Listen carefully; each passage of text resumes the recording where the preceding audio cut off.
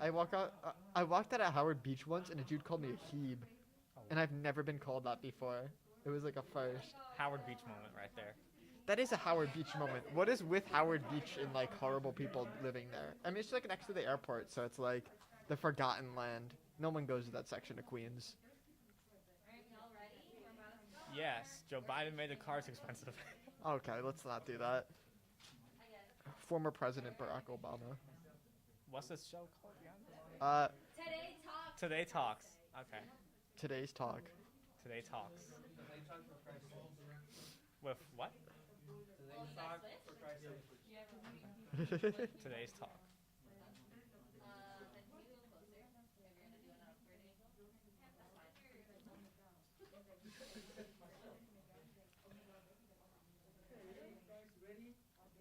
No.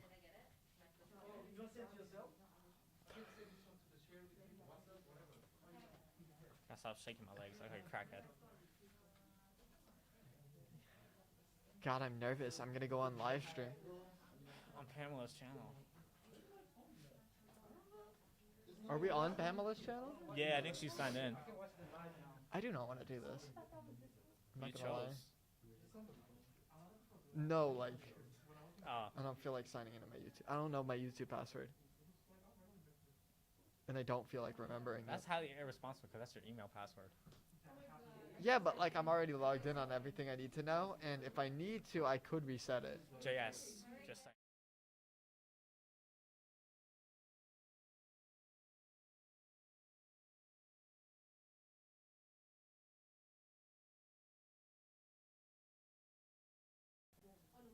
Some anonymous hacker in Eastern Europe. That sounds kind of generalizing. Yeah, It that's says-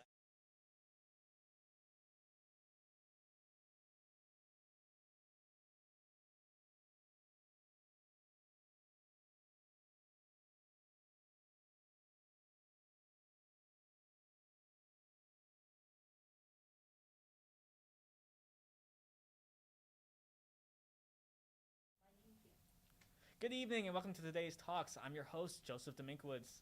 And I'm Zach Palekia. Tonight we discuss rising gas prices. Is this one of the newest reasons to ditch your car in New York City and go for our subway or bus? Find out tonight. First, I'm going to interview Zach over here. Zach, gas prices have reached an unprecedentedly expensive amount in the most expensive city in the world, almost. I think that it's time for most people to ditch the car if they haven't already. Yeah, I 100% agree. Cars are definitely, getting to that point where it's taking up space, and it's also a huge cost to anyone who owns one. And public transit is looking more appealing than ever. It would be good if the government actually invested more money into public transit and started using the proper avenues of actually putting in good infrastructure for buses and that kind of transit. I agree, absolutely.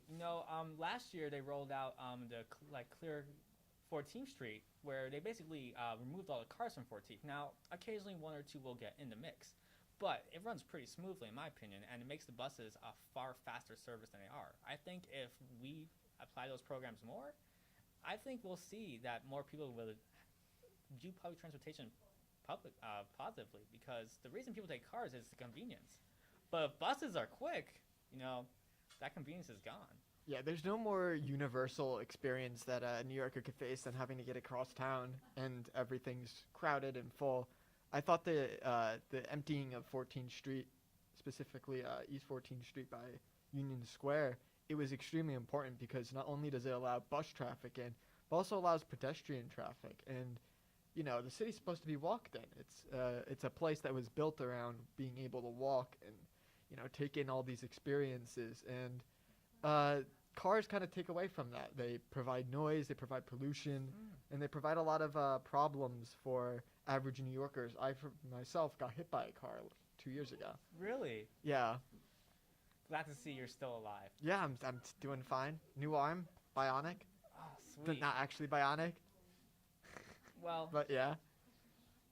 Oh, we got an audience question we over do. here. I will take you with the backwards hat. Oh, okay. So I definitely feel like it's a great idea when you say to ditch cars in order to promote public transport. But what would you say for people that live, for example, here in New York City? The MTA doesn't work at all. it to those people when they have to rely on the public transport and the public transport doesn't work at all? Walk. Nah. I believe that, like my guest Zach said, that a reallocation of funds to better fund our services will improve the lives for most New Yorkers. Now, it will be a big project because many areas, such as Queens, do not have the best access to public transportation. For example, a lot of train lines stop in the middle of Queens and don't branch out like they should. It is a big project, but there's also the idea if more people are taking public transportation and paying for it, ideally, then it's bringing in more money. And ideally, we do have future political candidates that do value our public transportation more. What do you say to those people who have cars and they feel safer taking cars just because crime in the subways have been rising a lot? I absolutely agree. Now, I don't believe that we should get rid of cars altogether. I just think that decongestifying the city will benefit everyone because the reality is Manhattan is congested with cars, and Manhattan's the most accessible borough in the entire city, and it also has like the highest police presence, especially in like the major crime heavy stations such as 42nd Street.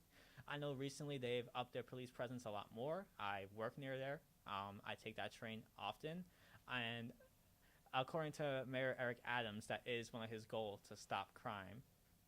But that is definitely a legitimate concern. But I'm not against cars in the city at all. I just think that we should better utilize the infrastructure to accommodate. For example, like we were discussing 14th Street. Yes, 14th Street you can't ride your car, but you could easily do it on 13th or 12th Street. It just makes it easier because the reality is more people rely on public transportation than private, especially given the economic inequality that the city faces and how expensive the average rent is. It's just unfeasible for the average person. So I think we need to better utilize it to, make people's services worth it. I also would like to add that I think that a very important aspect of the increase of public transportation is the community aspect, where when a subway station is built, it takes a million different signatures and OKs to get these things done, and the main thing that I was thinking about was the fact that like fares are so expensive right now that it actually makes public transit inaccessible to some people. And I think that more government subsidies and also just community outreach and activism would help in making transit not only more accessible, but better functioning. A lot of the time, the MTA complains about not having enough workers. And, like that is in part because of the MTA's inability to appeal as advertising or advertise as appealing to their workers, but also a fact that like the work that is being done isn't paid enough, and people would be willing to take engineering jobs elsewhere instead of the MTA. So I think that it requires like actual government focus and community focus instead of just being like, well, it's bad, so therefore we can't fix it because it's just it doesn't run right. And I think that like things like buses can go on time way better if people would stop driving in bus lanes. And like those kind of things, those small aspects that add up to these very large waste of time, waste of funds, financing, that kind of thing. Those things can be done through actual community input and Absolutely.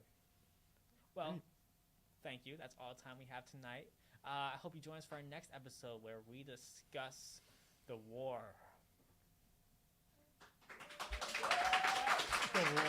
The war.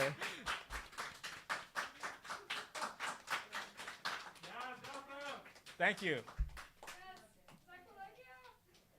I'll be running in 2079. I'm turning 21 tomorrow. But bro, we need to fund the Buffalo Bills Stadium. Come on. Fuck no.